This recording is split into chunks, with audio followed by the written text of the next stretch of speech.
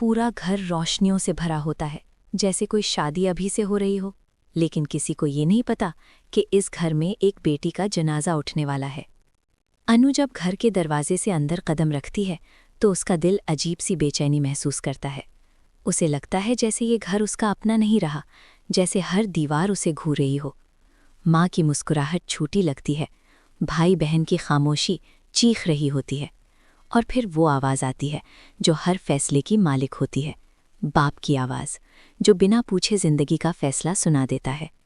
Doctor मोहित को इज्जत के साथ बिठाया जाता है, चाय आती है, मिठाई खुलती है और अनु के सपने बंद हो जाते हैं।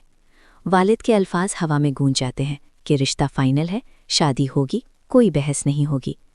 उस लम्हे अनु के कानों में शोर भर जाता है। उसे कुछ सुनाई नहीं देता, सिर्फ अपनी धड़कन सुनाई देती है जो चीख चीख कर कह रही होती है कि ये गलत है। अनु रोती है, गिड़गिड़ाती है, अपनी माँ की तरफ देखती है, लेकिन माँ की आंखों में मजबूरी होती है। वो हर्षवर्धन का नाम लेना चाहती है, लेकिन ज़बान साथ नहीं देती, क्योंकि इस घर में प्यार से ज़्यादा इज्जत की कीमत होती है।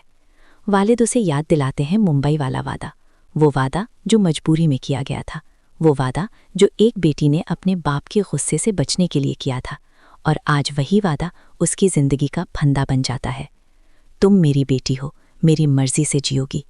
ये अल्फाज अनु के वजूद को तोड़ देते हैं। उसे याद आता है कि कैसे हर्षवर्धन ने कहा था कि अगर दुनिया भी खिलाफ हो जाए तो मैं तुम्हारा साथ नहीं छोड़ूंगा। लेकिन आज अनु खुद को इतना तन्हा महसूस करती है कि जैसे वो जिंदा लाश हो। डॉक्टर मोहित खामोश रहता है, उसकी खामोशी भी एक सज़ा होती है, क्योंकि वो पूछता नहीं कि अनु क्या चाहती है। घर वाले खुश होते हैं क्योंकि उनका काम आसान हो गया होता है, लेकिन अनु के लिए हर सांस बोझ बन जाती है। वो हाँ कह देती है, क्योंकि बेटियां अक्सर हाँ कहना सीख जाती हैं। बाहर से वो शांत होती है, हल्का सा मुस्कुरा देती है, लोग कहते हैं कितनी समझदार लड़की है, लेकिन अंदर वो टूट चुकी होती है। उसका दिल बार बार हर्षवर्धन का नाम लेता है। रात को वो चुपके से रोती है, तकिए को मुंह में दबाकर, ताकि आवाज़ बाहर ना जाए। वो सोचती है, क्या प्यार गुनाह होता है? क्या बेटी होना जुर्म होता है?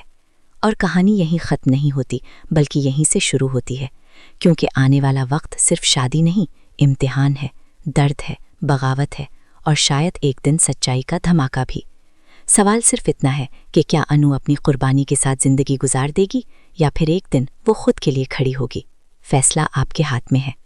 आगे जो हुआ वो आपके होश उड़ा देगा, तो ज़रूर सब्सक्राइब करें ताकि आगे जो हुआ वो आपसे मिस ना हो।